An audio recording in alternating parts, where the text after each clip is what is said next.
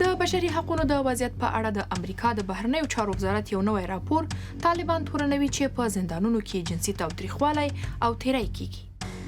دغه راپور له مخې په فاریاب، جوزجان او سمنګان کې نږدې 18 سلنه ښځینه زندانیانې د طالبانو لخوا د جنسي تیري له امله میندواره شوي دي. دا چې طالبان تر ډیره خپل نیوکه کوونکي نیسي او زنداني کوي، نو آیا ادعا شوي جنسي تیري د مخالفینو پر وړاندې د یوې وسیلې په توګه کارول کیږي؟ له یوې ترهګرې ډلې چې حکومت یې په لاس کې دی له ډیره تمه باید ونشي. د طالبانو په زندانونو کې داسې وحشتناکې پیښې کیږي چې ډیرې کمې بهر ته راوځي.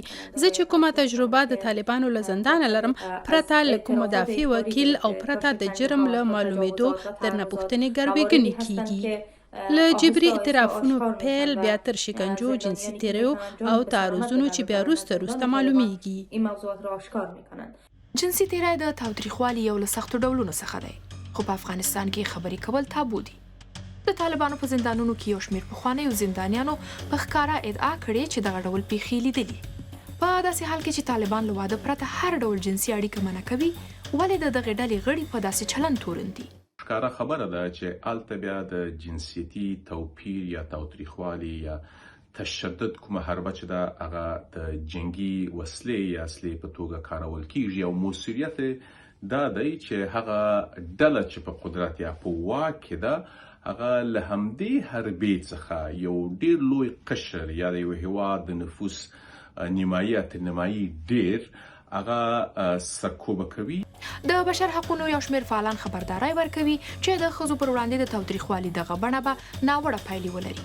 دا چې آیا جنسي تاوتریخوالی په افغانستان کې د یوې وسیلې په توګه کارول کیږي، په دې اړه شهزاد اکبر وایي در افغانستان متاسفانه خشونت جنسی میزان آسیب پذیری قربانیان بسیار بالا میبره و امکان اتهام مجددشان در خانوادهشان و در جامعه تقریبا ناممکن میسازد.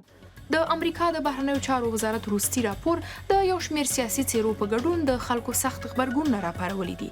دا راپور څه معنا لري؟